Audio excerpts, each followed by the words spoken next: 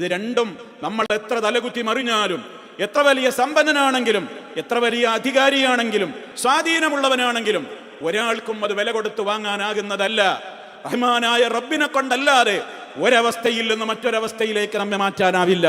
ദുഃഖവും സങ്കടവും കൊണ്ട് മനസ്സ് ഏറെ പ്രയാസപ്പെടുമ്പോൾ മനുഷ്യന്റെ മനസ്സിനെ സംബന്ധിച്ചിടത്തോളം അതൊന്നു മാറുവാൻ, ദാരിദ്ര്യത്തിൽ നിന്ന് സമ്പന്നതയിലേക്ക്, അനാരോഗ്യത്തിൽ നിന്ന് ആരോഗ്യത്തിലേക്ക്, അസമാധാനത്തിൽ നിന്ന് സമാധാനത്തിലേക്ക്, അശാന്തിയിൽ നിന്ന് ശാന്തിയിലേക്ക്, മനുഷ്യന്റെ അധാർമിക പ്രവണതകളിൽ നിന്ന് പ്രവർത്തനങ്ങളിൽ നിന്ന് ധാർമ്മികതയിലേക്ക്, അനീതിയിൽ നിന്ന് നീതിയിലേക്ക്, അസത്യത്തിൽ നിന്ന് സത്യത്തിലേക്ക്, അവിശ്വാസത്തിൽ നിന്ന് യഥാർത്ഥ വിശ്വാസത്തിലേക്ക്, ഇതൊക്കെ മനുഷ്യന് ചേഞ്ച് ആവശ്യമുള്ള മേഖലകളാണ്.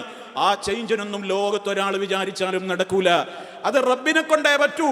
അതുകൊണ്ട് തന്നെ ലാ ഹൗല, ഒരവസ്ഥയിൽ നിന്ന് മറ്റൊരവസ്ഥയിലേക്ക് മാറുവാനോ മാറ്റുവാനോ അതിനുള്ള ഖുവ്വത്തോ ശക്തിയോ പവറോ ഇല്ലാ ബില്ലാഹ്, അല്ലാഹു തന്നാലല്ലാതെ ഇല്ല, റബ്ബിനെ കൊണ്ടല്ലാതെ ഇല്ല. ലോകത്ത് എത്ര കൊലകൊമ്പനാണെങ്കിലും അവനിത് പറഞ്ഞേ പറ്റൂ. എൻ്റെ റബ്ബിലേക്ക് എല്ലാം ഏൽപ്പിക്കുവാനുള്ള സുദൃഢമായ തൗഹീദിന്റെ, തവക്കുലിന്റെ, സമർപ്പണത്തിന്റെ കൃത്യവും വ്യക്തവുമായ ശബ്ദമാണ് ലാ ഹൗല വലാ ഖുവത ഇല്ലാ ബില്ലാ. ഒരാൾക്കും നമ്മെ സഹായിക്കാനാവില്ല. നമ്മെ ആ നിലക്ക് സഹായിക്കുവാൻ ആത്യന്തികമായി റഹ്മാനായ റബ്ബിനെ കൊണ്ടല്ലാതെ പറ്റില്ല. ശിർക്കിന്റെ അടിവേരറുക്കുന്ന തൗഹീദിന്റെ അത്യുജ്വലമായ ആ പ്രഖ്യാപനത്തെ വെട്ടിത്തിളങ്ങുന്ന വിധത്തിൽ വിശ്വാസിയുടെ മനസ്സിൽ നിലനിർത്തി തരുന്ന ഏറ്റവും തങ്കമായ ദിക്റാണ് ലാ ഹൗല വലാ ഖുവത ഇല്ലാ ബില്ലാ.